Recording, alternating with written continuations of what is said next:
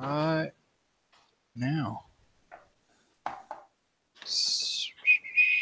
And Says we're live. We're live. Live. Okay, is this on your YouTube right now? Yeah. I'm gonna hurry and share it. Do what you will. Do what you will with my body. Just cold cereal, dude. I'm so happy you named it that. I'm so happy, dude. I figured we just changed the title because I have no idea what the hell we're gonna talk about today. Nah, dude, cold cereal is perfect because I actually wanted to talk to you about cold cereal. What's your favorite cold cereal? Okay, hold on. Let's have a discussion. It's my face. So hail. Oh, I said Hall Musk. So my favorite. Okay, so we're gonna talk about some cereal here. So as I texted you and told you, I got on your website, and I was like, dude, it looks so professional. By the way, did you make that by yourself?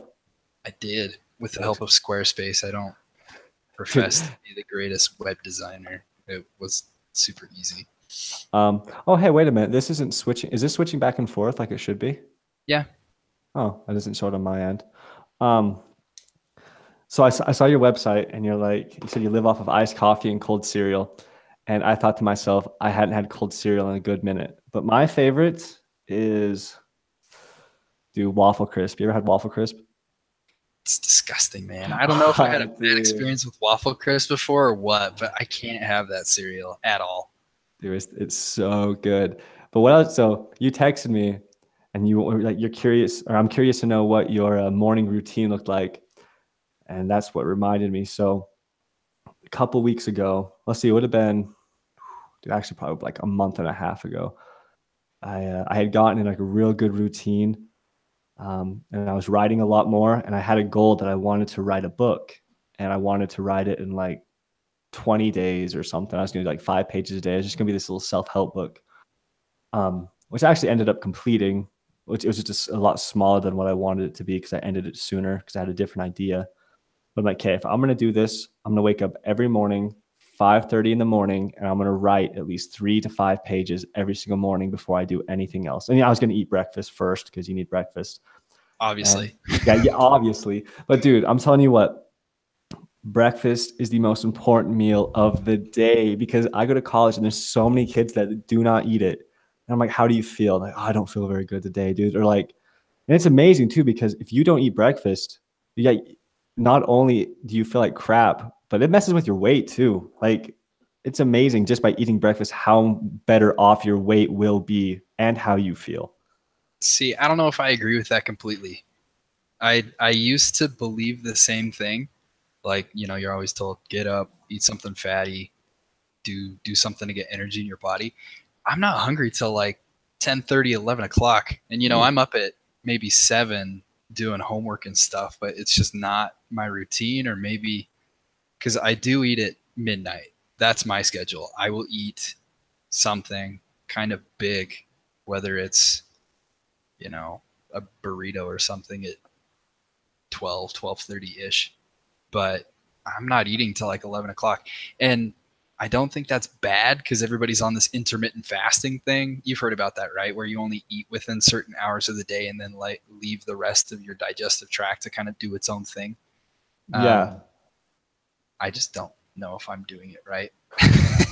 So, I'm not a health professional at all, but this is just what I've gathered from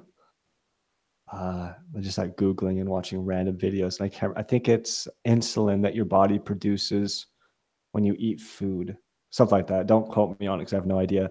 But they say that fasting is important because your body can only like efficiently metabolize food and like transfer it over to insulin and stuff for I think 8 hours, which is why you wake up in the morning, you eat breakfast, and then you eat lunch, then you eat dinner, and you don't eat dinner too late before you go to bed, because then it just kind of messes with your body. You'll put on weight, you'll have some like health, what's the opposite of benefits, like deficits? I don't know. But I don't know, I don't really know much about that because I'll get up in the middle of the night, bro, and I got yogurt, granola bar calling my name. And I'll eat that in the middle of the night and I'll feel fine throughout the day or for the next day. But I do notice when I eat breakfast. So I was Gordon Ramsay in the kitchen for a little bit. Like when I was like getting ready, when I was writing every day, I was on top of the world. I'd wake up, dude, I'd cook up an omelet. I'd put like salami, chop up some tomatoes, some spinach, cheese, but it was perfection. And I even got like the flip down, like it's like in the frying pan, bro. I could flip an omelet like perfectly in the air, make it land. I was so proud of myself. And I was eating like that. I was eating real good. And then I just, got distracted, started procrastinating, got off my thing. And last week I wasn't eating very well. And the week before that, I really wasn't eating that well at all. I actually did start eating cereal, and which was Frosted Flakes. I guess some Frosted Flakes, which are amazing because there's so much sugar in them. But I did notice that going from like that high fat, like healthier diet to just milk and cereal, I felt like crap throughout the entire day. That's not going to cut it, dude. You can't just eat Cheerios and survive. That's not going to work. It was rough. And I think it's a lot of like your body just gets used to it. Like you said, you can eat cereal and you're good. It's probably because you've just been doing it so long that like that's how your body runs, and you probably feel fine. And it's like with me, I think it's just probably because I was on this routine. I switched up and just went straight to cold cereal. It's like, not today, boys. You gotta take time, dude. You got to meal prep. You got to cook that asparagus and rice. It sucks.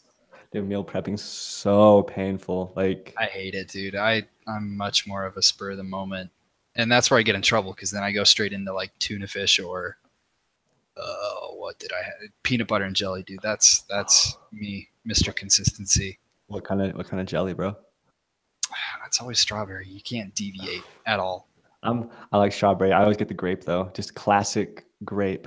So good. Grape and peanut butter. Well, what kind of peanut butter?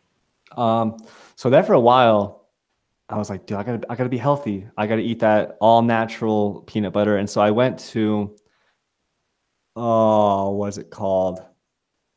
I can't remember what it's called now. It's in a glass jar and it's no stir, all natural. And I can't remember what it's called, but it's a little bit more expensive. And I switched from that to Skippy Natural.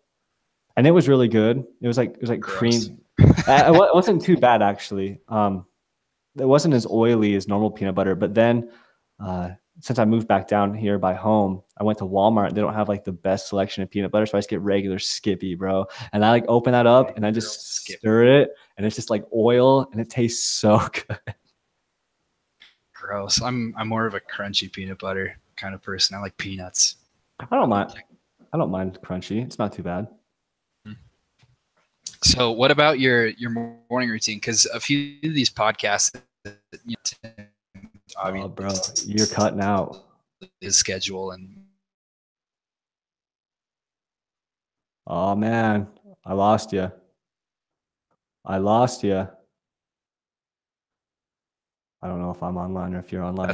That's part of like doing, or what am I trying to say? The first success of your day. If you can't control anything. What? Hey, can I cut you off for a second? Yeah, hit me up. You cut out way bad, and I lost you, dude. And I didn't hear anything you said. Can you hear me now? I can hear you now just fine, but you were cutting out way bad, and you were just gone. And now you're just back. I'm checking out our live stream. It's actually kind of garbo. Like we just have poor connection. You look perfect, but I guess we're back online now.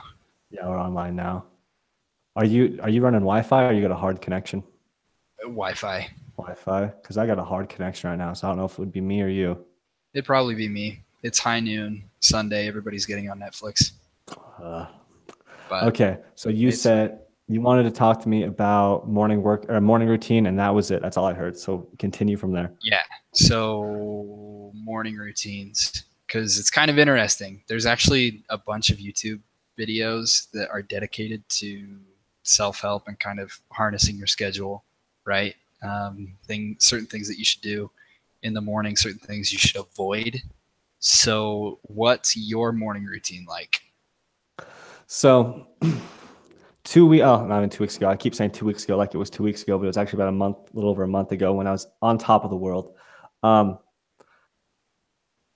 ideal morning was, and this is actually what I wrote that little self-help book on, and it addressed morning routine. And the first thing I did was when I woke up, I roll over, turn my alarm off, and I was usually waking up about 5:30. And I don't have class. My earliest class is 8:30, so I'm waking up 3 hours earlier.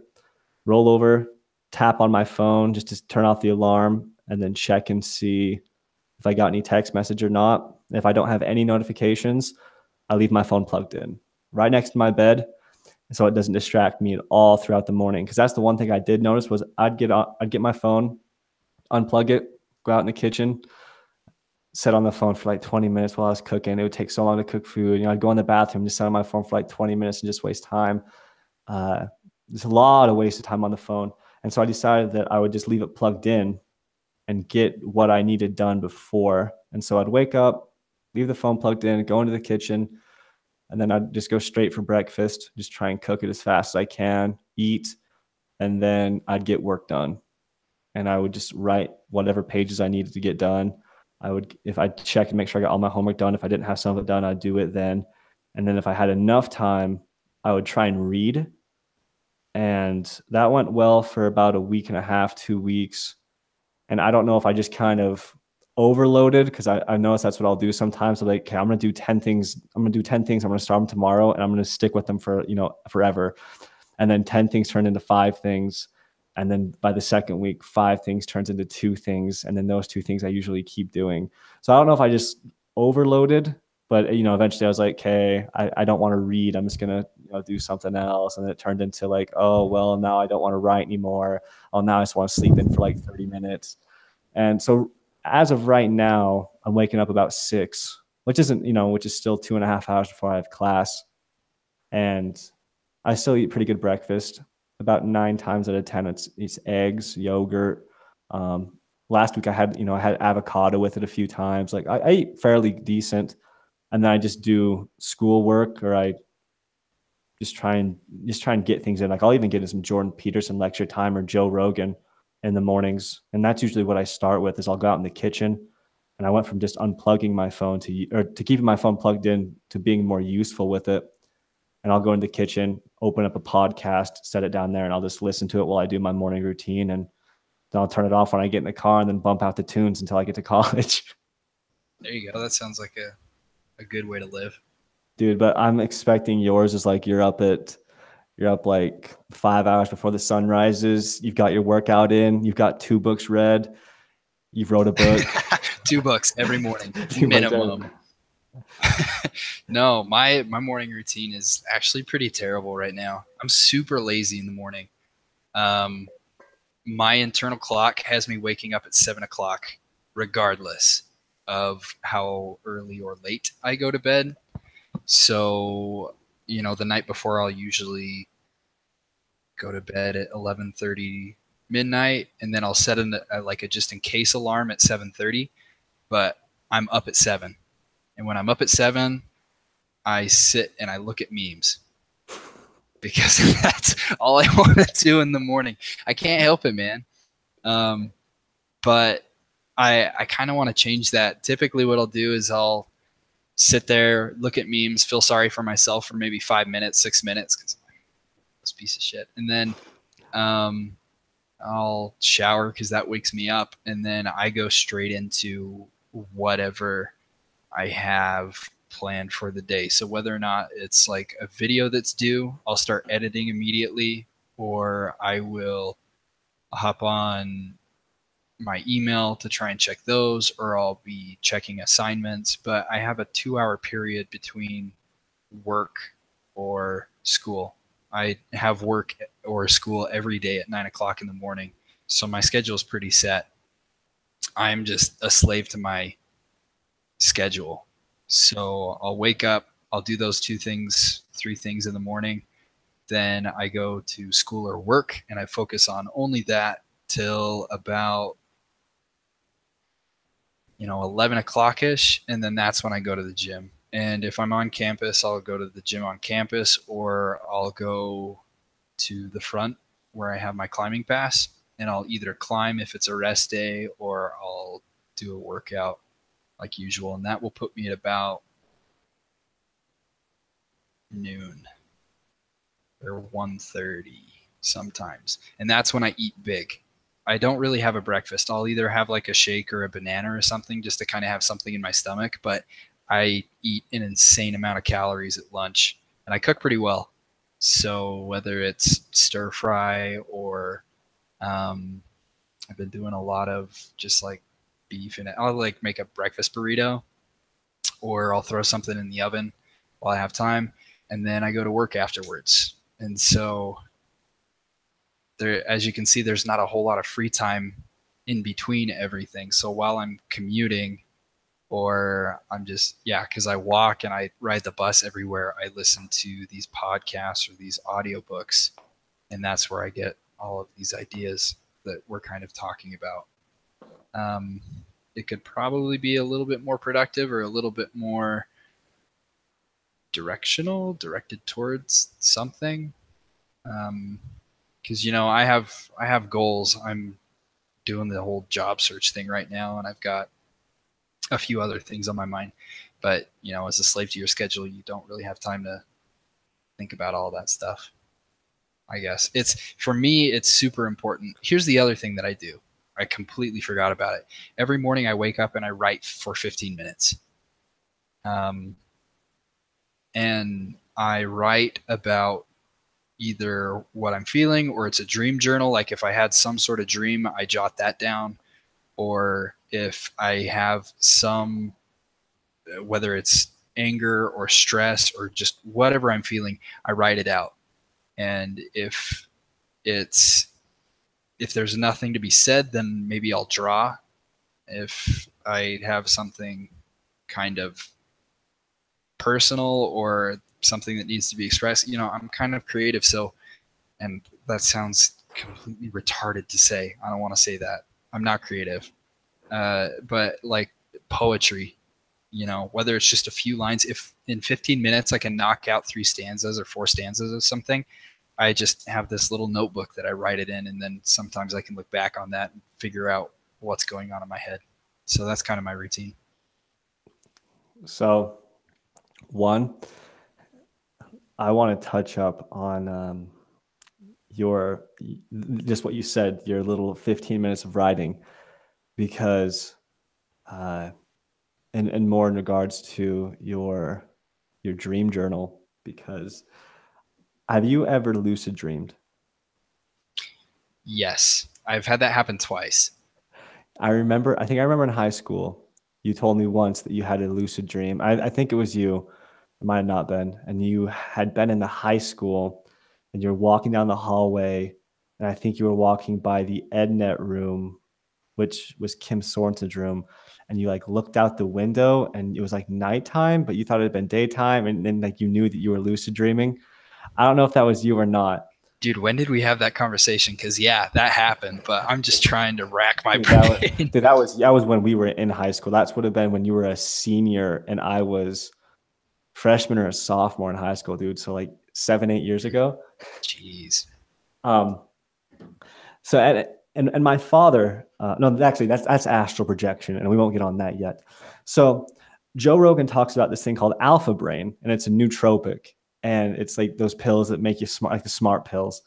And he swears by them. And I was in a vitamin shop one day when I was living up north, and I walked in there and I saw Alpha Brain. And dude, they're kind of pricey. They're like $70 for a month and a half long supply. Or is it 2 months? So it's like a pill a day. So it's 2 pills a day. So it's $70 for 90 pills. And if it's 2 pills a day, that's what is that? Is that 3 months? I don't know. Dude. I'm not doing math right now. So anyways, no, it's 45 days. Yeah. So it's a month and a half, because 90 pills divided by 2 is 45 days. So $70 for 45 days. And I was taking these pills, and this was back in July. And I was like, I'll try it. And you get the bottle. On the back of the bottle, it says, take 2 pills in the morning for enhanced dream state, take 2 pills 4 to 5 hours before you go to bed. And I was like, enhanced dream state. I was like, what is this? And so I got on Google. I typed in alpha brain dream state, and there was a bunch of videos of these guys talking about how they had lucid dreams while they'd been on alpha brain. And I had never had a lucid dream before. I dream really vividly, and I dream a lot. I'll remember about four dreams a night on average in pretty good detail. And I used to write down a lot of my dreams, but then I stopped for a while, and I just barely started picking up again. And so it was the very first night I took alpha brain. I have this dream, and I remember it so clear. It was so crazy. I'm sitting in my bedroom in Murray with Tom Cruise and some other girl. And Tom Cruise. Tom Cruise. He's talking to me about Scientology or something. But we're sitting on my bed, and all of a sudden we hear this noise outside. And Tom Cruise and this girl get off my bed. They open my bedroom door and they run out of my bedroom, out into the hall room, and out in the hall, and out my front door. I was like, what is this? And so I follow them. I walk out into my living room, and like my one couch is tipped over. There's this bald guy with 2 desert eagles hiding behind the couch, like getting ready to kill whatever's about to run through that door. And I just instinctively know that there's zombies outside. It's like, oh crap. And so I close my front door. I run back into my bedroom, close that door, and I turn the light on. And it's like a candle light. It's like there's a candle up on the ceiling where my light had been. And I remember thinking, I'm like, well, that's weird. Like, this isn't very bright. It's almost like I'm dreaming. And then, boom, I'm like, that's when you figured it out. I realize I'm dreaming. And I'm like, what is going on? And so I walk into my bathroom. I turn the bathroom light on, and I look in the mirror, and I stare at myself in my dream, and I tell myself, like, you are dreaming right now. And I'm like looking at my pupil, and like it was the most surreal experience of my life. And like it was like I could feel my body laying on my bed, but I was so immersed in the dream. It was like I was really there. And I remember I'm like, oh, there's zombies outside. So I went and grabbed a gun or a hatchet or something. I go up to my bedroom door. I'm so pumped, ready to open this door and fight zombies in my dream. Open the door and there's nothing there. Walk out in the kitchen, and I remember seeing like grass growing on my kitchen counter and like these cylindrical peppermint tubes growing up out of the grass. And that's when it just got so bizarre that I slipped back into the dream state, and I didn't realize I was aware, like lucid anymore. But yeah, it's the most vivid dream experience I've ever had. And it was the first night I had taken alpha brain. And I took it for a while, and I had one more lucid dream after that. And it was a couple months down the road. It was like a month and a half down the road. And as I was going through my cupboard today, I found that I saw 14 alpha brain pills left. So a week's supply. And so I actually took 2 of them about an hour ago. And I'm going to see if I have a lucid dream tonight, because I've been really wanting to get back into it, because I've got a book on lucid dreaming, and there's just so much utility and adventure in lucid dreaming. So I'm going to start keeping a journal. It's, remember as many dreams as I can. I'm going to start doing, are you familiar with like reality checks and stuff? Have you ever heard of that? No. So one of them is you walk throughout your day. You do it like every hour on the hour or something. You'll walk up and you have to like remind yourself that you're awake. And so one of them that I was doing for a while was I'd walk, and I had an alarm on my watch. Every hour on the hour would go off, and I would look at my hand. I would take my 2 fingers. I'd try and push my fingers through my hand, like legit. Let's like try and push. And I'm like, am I dreaming? Am I dreaming? And, I couldn't push my fingers to my hand. And what a lot of people say is if you keep doing that, eventually you're going to dream about doing it. And then your dreamer is going to be like, oh, I'm dreaming. And just like that, you're in a lucid dream. So I'm going to try and get back. That's like Inception level shit, dude. I bought a top just because of Leonardo DiCaprio. Yeah, you needed to figure out what reality was, dude. You got to keep yourself sane. Dude, it's such a good movie. That's one of my favorite movies of all time. So good. I went to it like 3 times in the movie theater. Mm-hmm. On that note, dude, so dreams. I was listening to a podcast today, Jordan Peterson. I'm actually on like lecture 7 of his personality lectures, and he goes way into depth about what is reality. Because for a lot of people, you can take a couple of stances. One of them is objective reality. Okay, so why are we here on this earth? And when you look at it that way, it's super easy to be nihilistic, because it's like, okay, we're just a bunch of people, we're on a rock floating through space, there's no reason for me to be here, so why not just end it all? There's no, you have a justification for everything because nothing matters. But when you take a stance on like a phenomenology, I can't even say that, like a phenomenology stance on life, if you go into what you're experiencing, because it's all very real. If I say the pain that you're feeling right now, whether it's emotional or stress related, or you broke your foot, like, I'm not going to argue that the pain that you're saying that you have isn't real, because that's an axiom that we have between us. That's commonly accepted. Whether it's pain or success, or let's say you tell me a story about you going to a party and you got jealous for whatever reason. There is a common knowledge between the two of us of what that envy and jealousy feels like. We don't have to sit there and explain, oh, what did that feel like? No, we already understand. So we immediately go into why, or like, what was the situation behind that feeling? That's taking things from a phenomena based reality. Phenomenological. Yeah, I don't. So here, going back to dreams, right? Somebody could tell you a dream, and it'd be you could shrug it off. You'd be like, well, it's just a dream, man. Don't worry about it. It's whatever. And we do that with like nightmares and stuff. But the truth is, that's your subconscious. There's something at the back of your head that caused you to feel that way, to think that way. Your brain is trying to think through certain aspects in your life. And so from a psychologist's point of view, dreams are very important, because it's the subconscious that's trying to act out what you're feeling.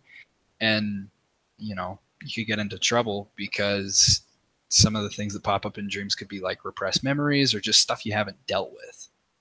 I thought that was kind of crazy, because we can all think of dreams that we remember, and a lot of dreams we don't, just because it is so subconscious. It's subconscious in nature. But that's why in psychology they say, keep a dream journal, because that's your brain describing itself to you. And whether or not you felt angry or depressed, or something terrible happened in your dream, it was a very real experience for you. So the whole idea behind that is, when you do a dream journal, don't try and analyze it. Just write it down while the dream is fresh, and don't think about it too much, because then you'll have two warring descriptions. You'll have your emotional side, your self-conscious side, and then you have your rational side of your brain, and they're going to sit there and conflict, and it's going to muddy the water between the two. But if you take it at its raw state right when you wake up,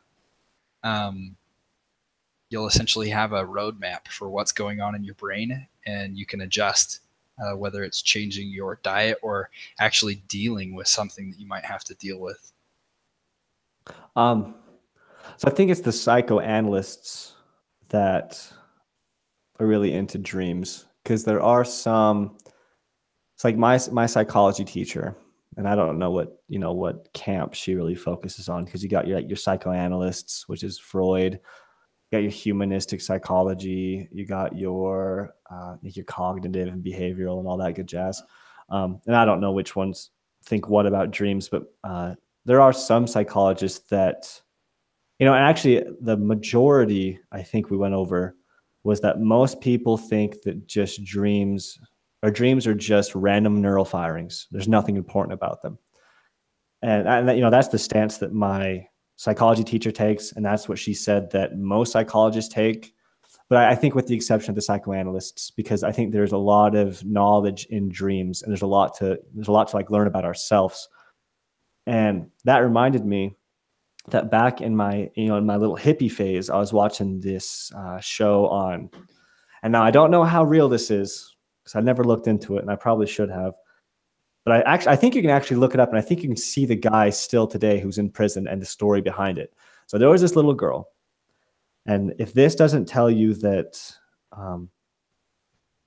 that we don't understand dreams when we think we do, then I don't know what will. But so this little girl who died, and her heart was good, and she was an organ donor. And another little 8-year-old girl got her heart.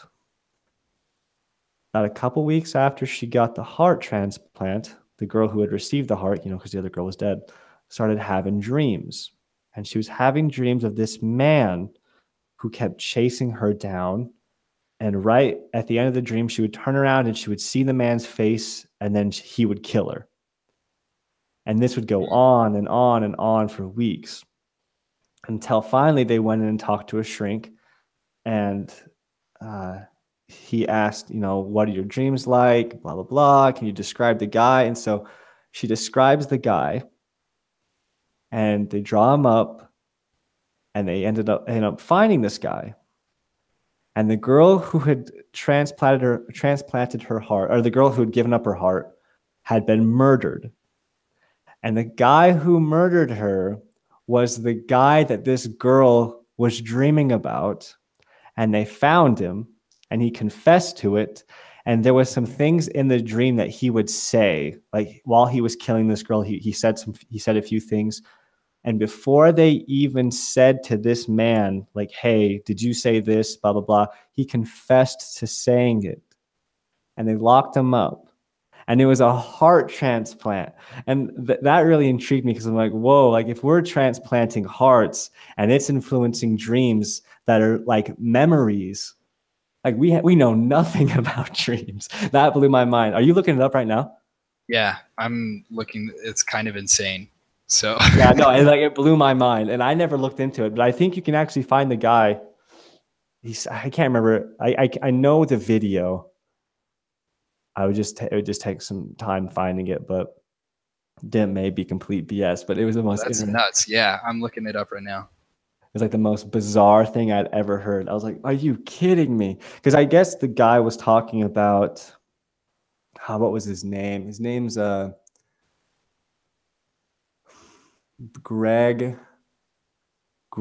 Braden, I think is his name. And he has a show on Gaiam.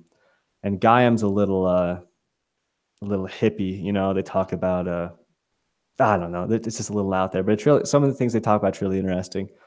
I think it's Greg Braden's name. Yep, Greg Braden. Are you finding anything on it? Recipient recounts the murder of her donor. An 8-year-old girl who received the heart of a murdered 10-year-old girl began having reoccurring dreams of actual murderer. The girl was taken to a psychiatrist, which concluded that the girl was recounting a real incident. After contacting the police, they were able to provide clues, time, weapon, place, clothes worn by the murderer, and led to the conviction of a murderer of an 8-year-old. That's intense, dude. Yeah. I have no idea if that's right. But there's a few of them here. There's like acquiring new tastes and meeting donor in her dreams. Recipient develops unusual music tastes. Says that a teen who had only listened to rap music died, and then the transplant on the other guy. Change of sexual preferences. Dude, I just think it goes to show that we know very little. Yeah. So what? Regardless, that's the thing. That's the other thing that just blows me away, man. It's just the amount of stuff that we don't know. Like a conscience, for instance. There's literally no scientific proof or reason for a conscience. We still have no idea why we're conscious beings. That blows me away, because we've been here for how many thousands of years, and it's just like, well, yeah, it's just this little voice in the back of your head.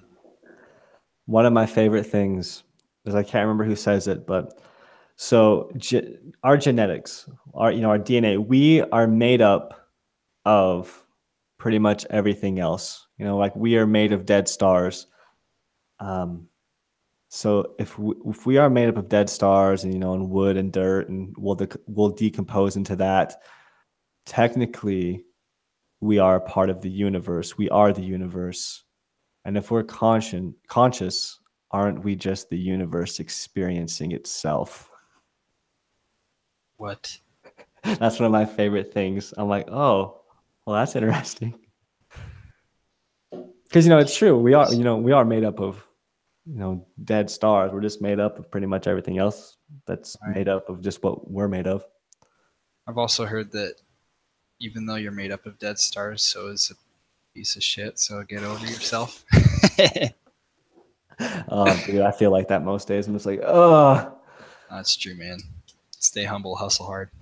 Oh yeah, dude. I think it's important to be humble. Like that's one of the things we were going to talk about was just being humble. That I know this kind of ties in. I don't think I fully understand the green pill. Like there's just so much to it. But I think we talked about this a little bit last video / pod / discussion / cast. Whatever the hell that was. Whatever this is. Just that we don't know what people are dealing with. So there's this. So you read the 7 Habits of Highly Effective People, correct? Yeah. So that part in the book where the guy is sent on the subway and this guy walks in with his 2 kids, he sits down, the 2 kids are running back and forth on the subway, just, bumping into people, just causing a ruckus. And people are getting annoyed looking at these 2 kids like, what's going on? They looking at this other guy. He's like, come on, take care of your kids. And the one guy leans over and like, hey, like, dude, your kids are running around. And the guy like kind of looks up. He's like, oh, I'm sorry. We just got back from the hospital. My wife just died. And like that, like hit me like a rock just right in the chest. I was like, oh, like we really don't know what people are experiencing. And I think it's Jordan Peterson that talks about it. He says, everyone's experiencing something traumatic. And if someone isn't, then someone they are extremely close to is, and they're also helping them deal with it. And I just see, like he was talking about, so this is another book I'm reading called Emotional Intelligence, which is an amazing book if you want to get into it. I'm actually not even reading it. I'm just listening to it on audiobook. But there's a moment where they're on the freeway, this guy's driving by, swerves over, cuts him off and hauls out, going like 90 miles an hour. And he's like, maybe we should ask ourselves, like, I wonder what that guy was, why that guy was in a hurry. Maybe he was headed somewhere important. Maybe he was, maybe his wife was in labor. Like, we don't know, but we're so quick to be like, to curse and, get up on, like drive up right up on them, flip them off. And it's like, we really don't know what people are dealing with. And maybe we should be a little more humble and, take a step back and like, hey, like maybe this guy's wife just died. Let's try and be kind to him. Yeah, we really have no idea.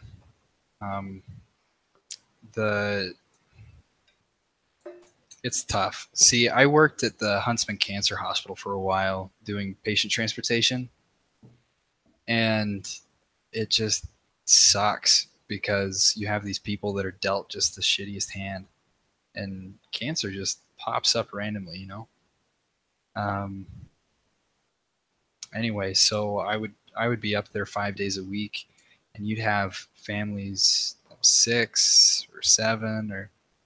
But no, the most heartbreaking thing to see was, you get to know these patients because they're coming in for chemo every week or month, or it just depends on how severe their condition is. But then they don't show up for a while, and you're not really aware because we treat a ton of different patients, but then their family shows up, this big old car, and it's.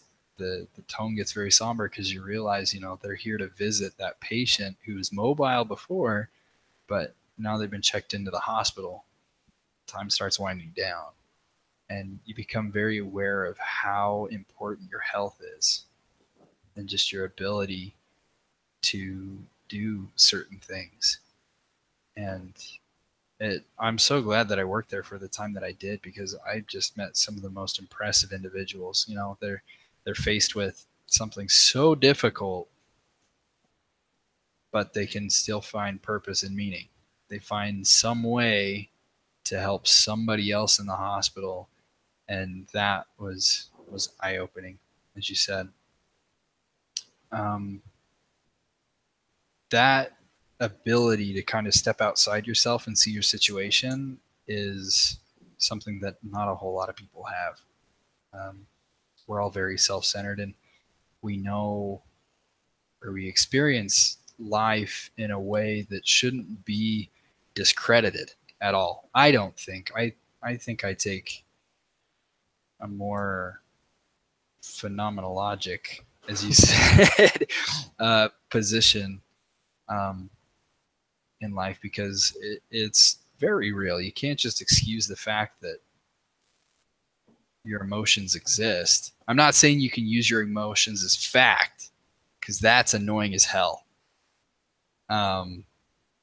But the truth is, we're very complicated individuals, and to try and excuse or explain a situation in a way based on your emotions or the way that you're feeling, it's tough to do. And that's why people wrestle with these extremely complicated things.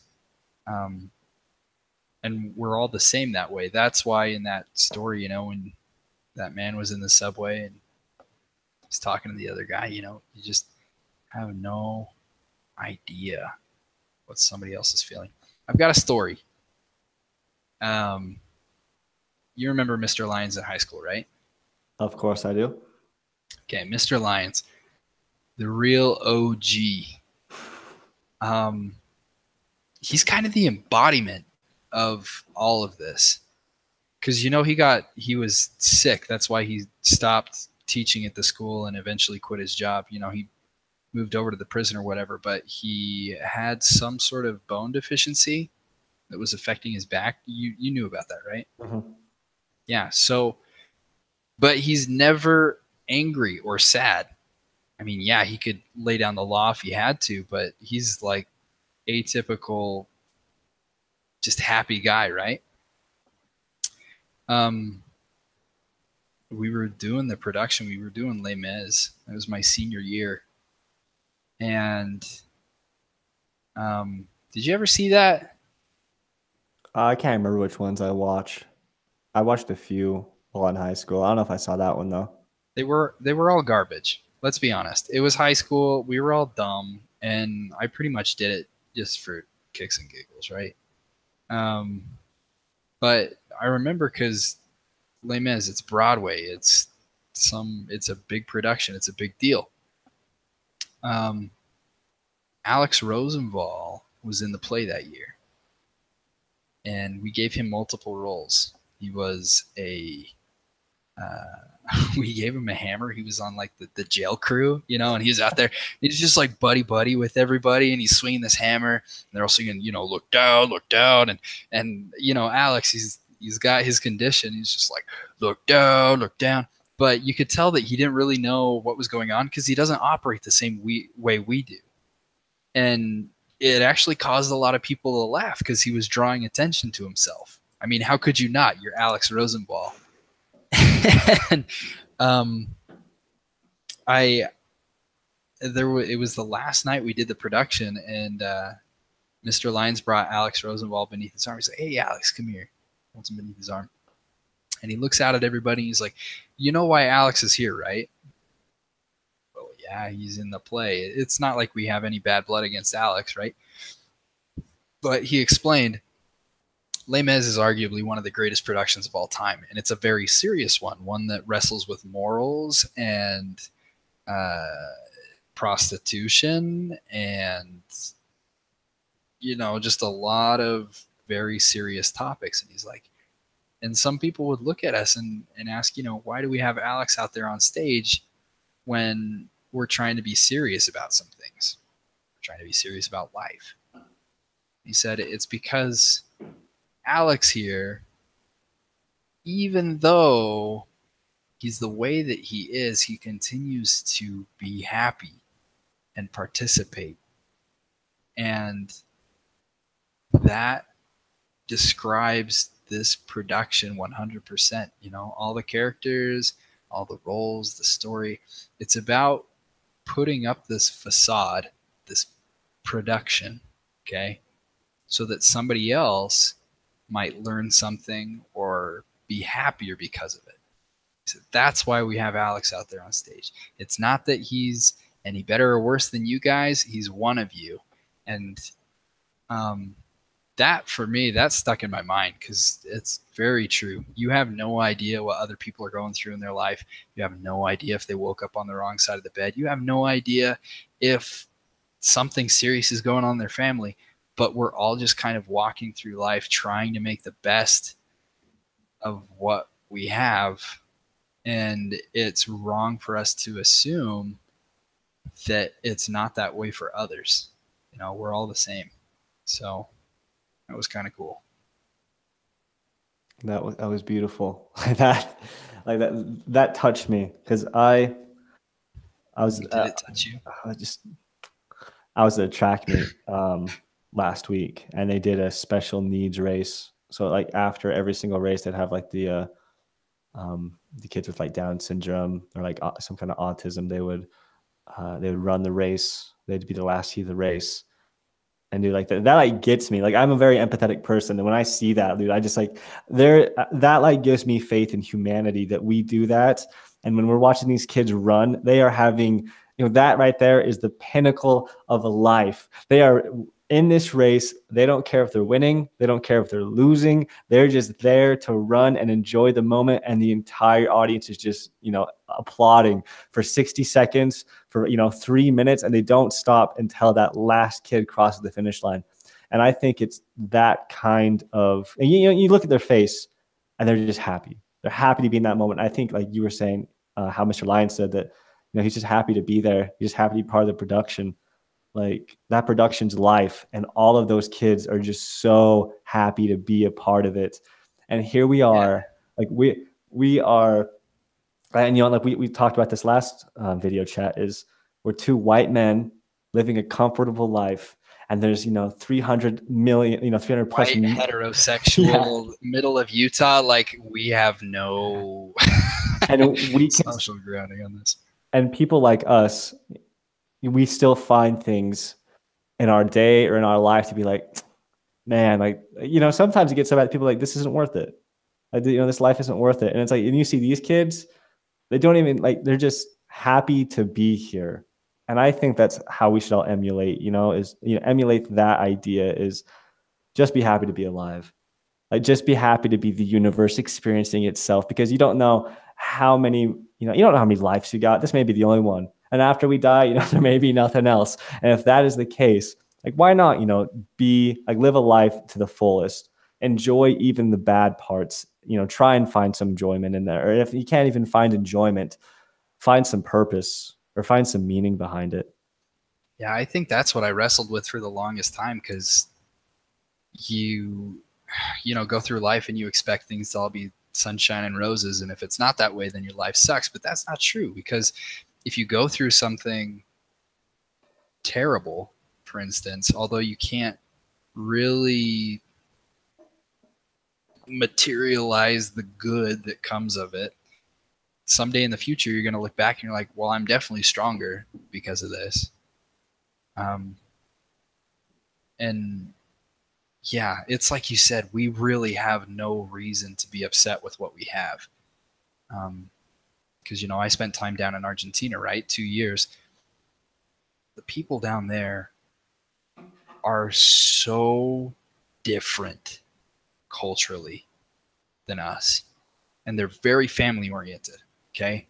You would go into a little mamacita's house, and she would be there with all of her children, 7, 8 children.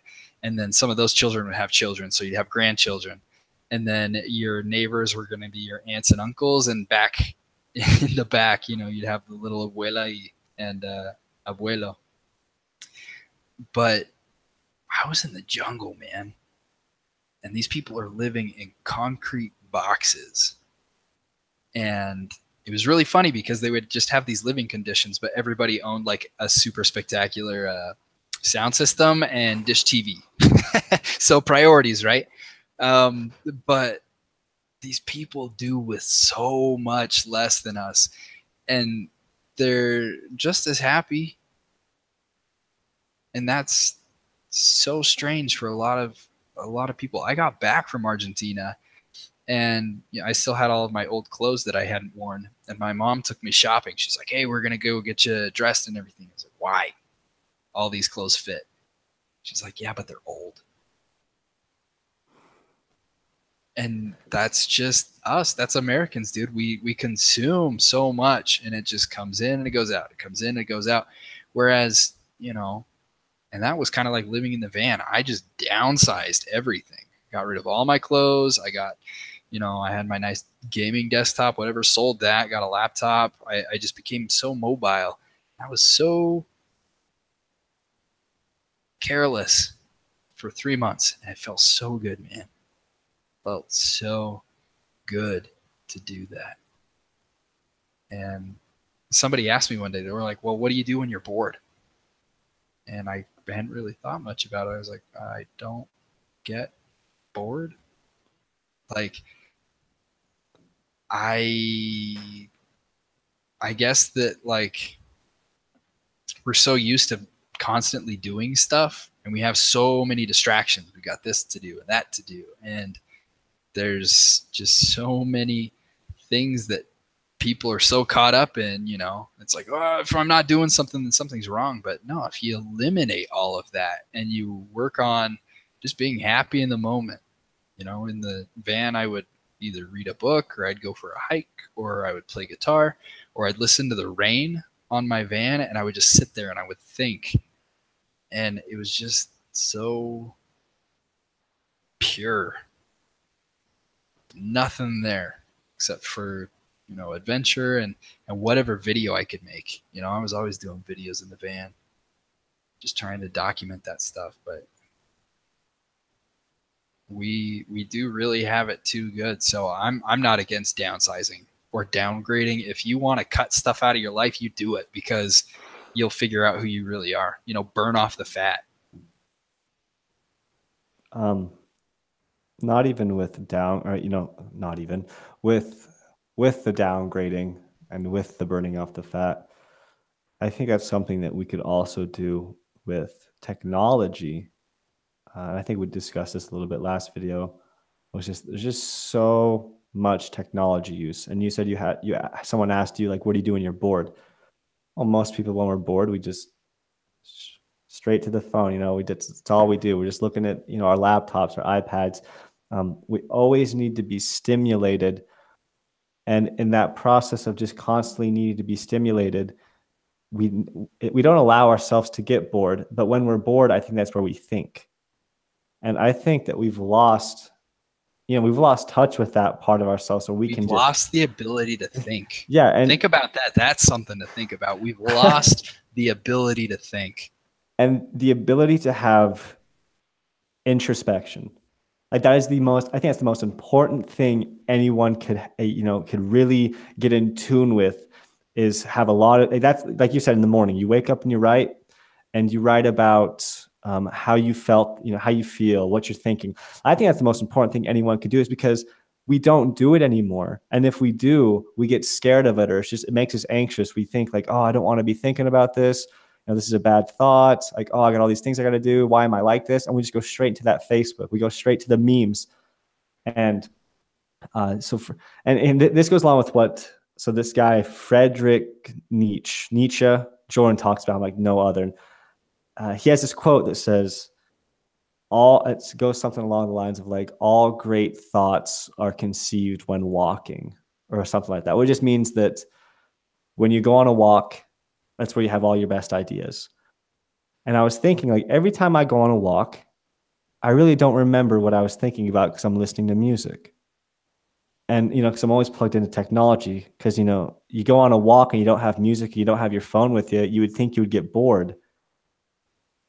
And I'll tell you what, if you want an experience that is so human, and especially where I live, because, I don't live in the city, I can walk outside and I don't hear vehicles. I can hear the sound of birds. I can see the sky. It's just so nice where it's quiet. And even in the mountains, go somewhere and take a walk. Don't bring your phone with. And if you do, turn it off. Don't listen to music, and just have a human experience and think. And I think that's something that we could cut out of our lives, is just all that technology, because that right there, like I went twice today on, it's Sunday, and I'm like, I'm kind of bored right now. I got my work done. What could I do? And I just reached for that phone. And I'm like, you know what? I'm gonna go take a walk. I just go take a walk, and when I'm done, dude, I get home and I just feel so much better. Like I feel one with nature. It is because I can hear the birds, and you probably hear like gunshots and in Salt Lake City, of course. Bro, yeah, dude. If you were my it's salad, terrible here. But dude, I don't know. I think we could take a lot out of our lives, especially with the with the van thing, dude. I couldn't even imagine, just getting rid of 90% of everything I own, getting in a van and just cruising and just finding myself. Do you feel like you found yourself on that experience? To be honest, no. What was the most important lesson you learned, though? The thing that I learned the most is that I can do anything. We have such a capacity, and I don't know if that's a personality trait or what, but I went into that thing knowing absolutely zero. Sure, I'd cut things back in shop, wood wise, and what am I trying to say? I'm very passionate when it comes to goals, and I justified my van experience with videos. I was like, dude, I'm gonna be a videographer. I'm gonna become famous. Whatever my experience or whatever my excuse was, I'm just gonna go out and do it. Just do it. Sponsored by Nike. Hit me up. Send me shirts. I was gonna be like Casey Neistat, but I didn't find myself. I wasn't running from anything. And to tell you the truth, like that's not who I am. A lot of people look at the van life and they romanticize it. They think, hey, that's so cool. You get to live life without rent and showers, and we're all becoming hippies. But no, I didn't look at the van experiences as a form of escape. I wasn't going to go out there to find myself. I was just doing it because it was a project. It was bigger than me. I'd never done anything like that before.